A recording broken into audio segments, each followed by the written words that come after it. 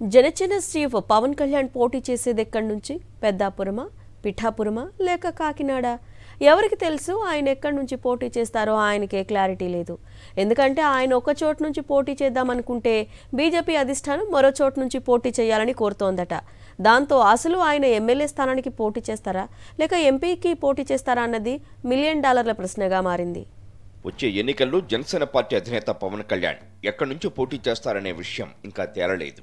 అసలు అసెంబ్లీకి పోటీ చేయాలా లేక పార్లమెంటుకు పోటీ చేయాలన్న డౌట్లో ఉన్న పార్టీ చీఫ్ వ్యవహారాన్ని చూసి జనసేన నాయకులు కార్యకర్తలు తలలు పట్టుకుంటున్నారు. ఎన్నికల షెడ్యూల్ విడుదలై పోలింగ్ తేదీ వచ్చినా ఆయన పోటీ చేసే స్థానంపై క్లారిటీ లేకపోవడం చర్చనీయాంశంగా మారింది.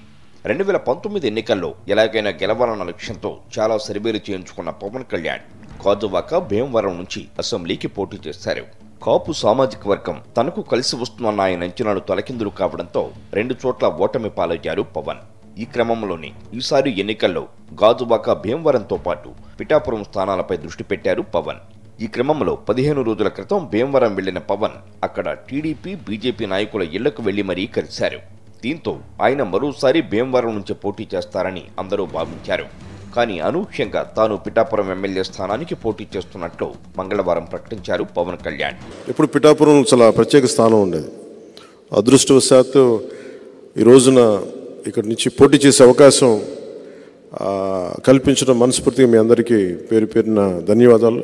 అయితే బీజేపీ అధిష్టానం మాత్రం తనకు 2 ఆప్షన్స్ ఇచ్చిందన్న పవన్ ఎంపీ, ఎమ్మెల్యే స్థానాల్లో పోటీ చేయాలని చెప్పిందన్నారు. కానీ రాష్ట్రం కోసం పనిచేయాలన్న ఆలోచనలో ఉన్న తాను పిఠాపురం నుంచే పోటీ చేస్తానని చెప్పారు. కేంద్ర నాయకత్వం నన్ను అడిగారు, నువ్వు ఎమ్మెల్యేగాను పోటీ చేయాలి, ఎంపీగాను పోటీ చేయాలని. నాకైతే ఎమ్మెల్యేగానే చేయాలనుంది. రాష్ట్రానికి ముందు పనిచేసి తర్వాత దేశం కోసం ఆలోచిస్తాను.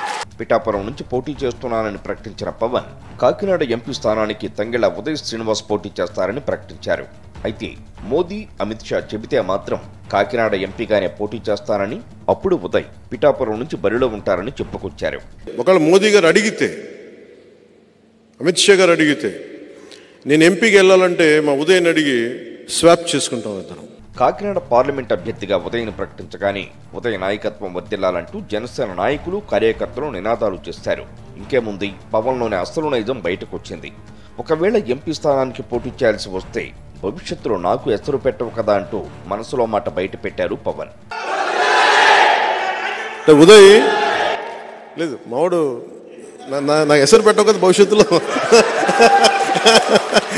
ఓవైపు తాను ఎక్కడి నుంచి పోటీ చేస్తాననే విషయంలో క్లారిటీ ఇవ్వకపోగా కాకినాడ ఎంపీ విషయంలో సొంత పార్టీ నేతతో పవన్ చేసిన వ్యాఖ్యలు సంచలనంగా మారాయి.